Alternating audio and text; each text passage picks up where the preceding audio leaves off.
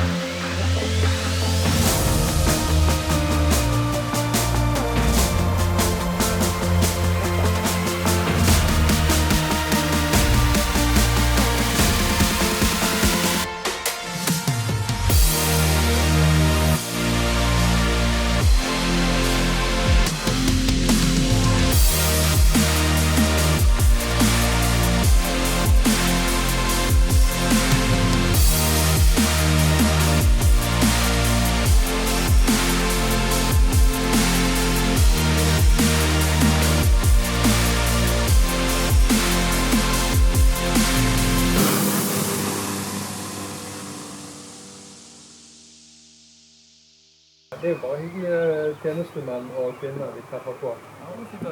Ja, det service mind, altså. Og så har de sinnssykt masse gode tips fra sitt eget kjerneområde. Det jo et stort korps, totalt sett. Mange små korps rundt omkring langs hele kysten. Mye frivillig arbeid legges ned. Mange timer.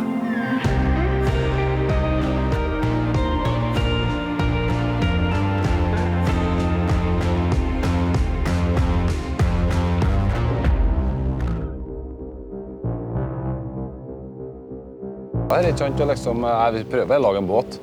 Så farsken en til som vil ha båten, så begynner å lage den. Og så utvikler det seg til en arbeidsplass til 20 mennesker på Hitra.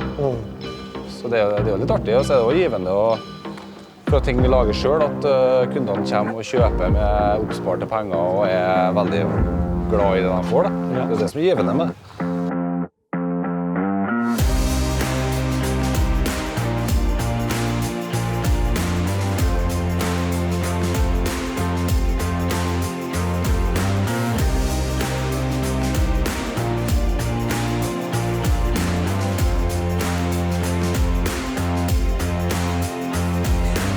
Ja, da er verdens barskeste kyst kommet seg et stykke oppover kysten her fra Bergen, og nå er vi i Sør-Trøndelag, nærmere bestemt på nordøstsiden av Hitra. Og så vi så heldige å ha fått truffet på Idar Kåsbøl her, som selvfølgelig driver med noe som veldig relevant for barskekysten. Han har noen barske produkter her som han produserer. Du jo født og oppvokst i Fjæresteinen her i Sør-Trøndelag og på Hitra. Stemmer. Og det kanskje litt sånn naturlig at du faktisk holder på med dette her. Men kan du si noe om historien til denne og din og familien din sin virksomhet? Ja, i ca. 1990 så fikk far min en forespørsel om å bygge en båt til en bekjent, da. Bare for å prøve. Ja. Og det gjorde han. Og flere ville ha samme båt. Så utviklet det seg egentlig veldig kort og greit fra det, da, fra å starte på hobbybasis til å få en større etterspørsel, sånn at man kunne begynne å ansette folk. Da. Ja. Så ble det opprettet et AS da, i 2003. Flyttet lokaler, vokste enda mer, og så bygde vi her i 2006. Ja, for nå dere oppe i 11 forskjellige modeller. 13 forskjellige båtmodeller. Ja. Og det jo, nå har jo vi fått lov å gå en runde her i lag med deg i dag. Da. Ja, ja. Så har vi lyst til å vise følgerne våre også at her det, bare med en gang vi ser på produktene, så ser vi jo kvalitet. Sant? Du gjør jo alt i Norge. Du har delleverandører fra forskjellige steder i landet, men også fra utlandet kanskje? Noe leveres fra utlandet, men vi har det jo motor, elektronikk og enkelte dører og vinduer som kommer fra utlandet. Ellers har vi jo vindusleverandører fra Norge, bøyleleverandører, og så produseres jo alt her da.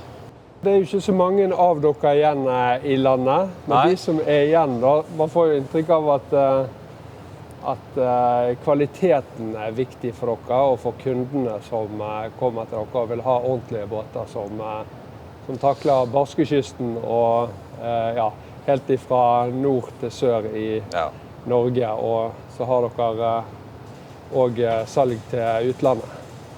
Vi har levert båter fra Spania til Svalbard, faktisk. Ja. Og vårt testområde jo her på Trøndelag, så hvis båtene takler Trøndelag bra, så takler de det meste bra, tenker jeg da. Ja. Og vi lager jo, alt blir tegnet her, vi lager alt her, monteres, testkjøres her. Ja. Som kunde så har du også mulighet for å få nesten så du kan få tegnet din egen båt. Ja. Men vi prøver mer og mer å basere oss på serieproduksjon, for det jo det som mest lønnsomt i et ellers ganske utfordrende marked. Ja. Nei, når jeg ser på disse her båtene her og komponentene her, hører deg fortelle, nå jeg kanskje ekstra sensitiv, jeg vet ikke, men gåsehudopplevelsen, bare med å være her og se båtene og høre deg fortelle dette her har vokst egentlig fra 1990, så har det bare økt på med antall modeller, og virksomheten har i relativt nye lokaler her. Sant? Så det en sånn type kontrollert vekst du har her, med tanke på at du vil gi value for money, og først og fremst, og så har du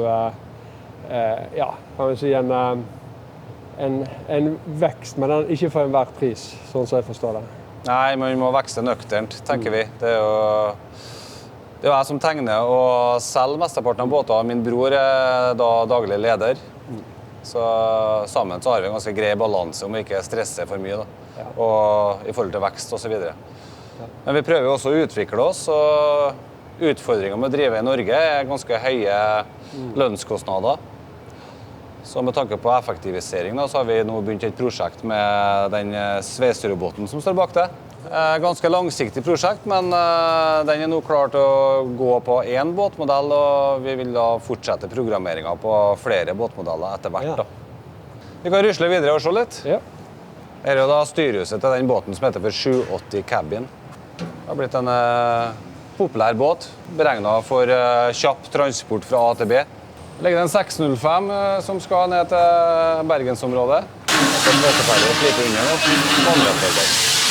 Er det fellesnevnere for skrogformen? Eller har du flatbunner og... Ja, det er jo hva jeg tror det. Jeg må jo gjøre et valg når jeg tegner båten. Og ut ifra erfaringer da, så har man jo ønsker om hvordan båten skal oppføre seg, og hva vi skal fokusere på i forhold til stabilitet eller kjøreegenskaper. Og da må man ta noen valg i forhold til skrogutforming da. Så her, ja. Står vi foran en nyutviklet båt på 12 meter. Den er da spesialkonstruert for strandrydding. Det har blitt et veldig fokus på strandrydding, og det er jo et bra tema. Det ser jo ikke ut langs kysten, ikke sant? Så bra da. Så blir det en lem foran her, eller? Det blir lem, og så blir det et stort styrhus, og det som er litt fint med denne båten er at den kan ta med seg mannskapet ut. Det er god plass til mannskap ombord, pluss lastekapasitet. Så den er jo utviklet i samarbeid med en aktør i Nord-Norge. Ja. Så den båten her vil begynne å rydde strender nå vi håper i juni, og vi gjør det vi kan for å få den klar til juni. Nei, så dette er skreddersydd, eller dere tilpasser nå en ny modell til et nytt bruksområde. Og så er dere med kunden og gjerne gjør erfaringer i lag med de etter at den er tatt i bruk. Wow. Så da er vi i det vi kaller for montering og servicehall. Her monterer vi nye båter, så da har vi jo en del service- og verksteddrift her da, samtidig. Så hallen her har jo blitt utvidet flere ganger, og han er vel egentlig for liten nå, men... Så det ene skroget dere så ble jobbet på i stad, det er akkurat samme båten som herre. Og nå er da herren straks klar til levering da.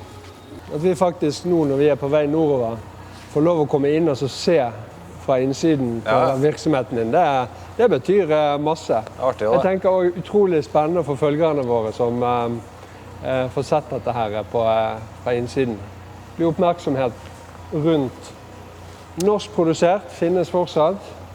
Og det er gjennomført den kvaliteten som du viser gjennom produktene her, er jo overbevisende så langt for min del. Ja, det mangler bare å få prøvd det egentlig. Ja, faktisk. Så skulle jeg hatt dårligere vær. Men det er jo båter for dem som vil bruke dem, ikke sant? Vi klarer aldri å sammenligne oss med på finish som en glassfiberbåt. Så det har jo dem som ønsker å ha fine båter med glatte overflater og sånt. Det har kanskje ikke våre båter det rette.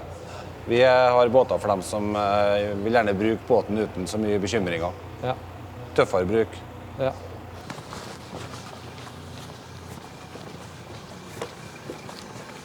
Her er det en båt som skal leveres nå til helga. Det er en Kospel 780 HT. Singelinstallasjon med singel 400. Ofte så leverer vi her med twin-montasje, men kunden her ville bare ha en motor. Utstyrt da med 2 12-toms Garmin-plottere, Zippex-system, stereo. Det er sånn som vi skreddersyr til hver enkelt kunde. Så har her snakker vi skikkelig dempesøyler. Så her kan du kjøre rimelig heftig og fortsatt sitte godt i stolen. Nei, så det er jo veldig oversiktlig her. Du kommer jo høyt opp i båten her med setene. Du har støtter til beina her. Så det var fint å stå og kjøre. Når det begynner å bli vel heftig når man står og kjøre, så kan du tilte rattet her da, hvis du vil det. Så når vi da kjører til hvor vi skal hen? Vatikanstaten. Vatikanstaten, ikke sant? Det går fort, så kan du fokusere der. Så står jeg og legger ruta her nå. Fortell deg hvor du skal kjøre. Akterlekket, romslig og stort. Han karen her skal drive og fiske og ta med folk på tur. Vi kan jo rigge her med flere stoler for dem som ønsker det. Spesielt med akkurat denne båten var at den hadde et ønske om toalettmulighet ombord. Det er ikke standard på denne båten. Så da bygde vi om hele konsolen, slik at vi nå har lagerrom og mulighet for å sette inn toalett fremme i bøyen her. Det er et praktisk, teknisk toalettrom. Båten har jo da SmartBoat One-systemet med trekkingenheten montert på baksida, vannsensor, oversikt over forbruk og startbatteri. Det er da en stor fordel for han som bor i Trondheim når det er ruskvær på Hitra. Jeg har jo veldig god erfaring med det, og jeg kan... Du har det på båten du også? Ja, selv om jeg har en eldre båt, så er jo jeg godt rustet med akkurat den tingen der med å følge med på båten, selv om jeg ikke er til stede og i nærheten av båten. Og min kone og familien også følger med. Ja, båten din er jo ikke sjølensende eller enne? Nei. Nei, ikke sant? Da er det jo enda viktigere å ha oversikt over vannivå og at pumpa faktisk fungerer. Så det er ok, Du monterer det, og dette her er en del av Alle båtene til, våre er smartbåt-ready, som det heter. Ja. Det vil si at kabelstokken ligger i båten, så det er veldig fort gjort å koble opp den smartbåt-enheten for dem som ønsker det. Ja. Nei, altså jeg er jo utrolig godt fornøyd med den jeg bruker det jo hver dag. Ja. Altså flere ganger på dagen gjerne, bare for å... Vi monterer flere og flere enheter på nye båter, og flere kunder som har båter fra før, kommer også og får det ettermontert nå. Ja.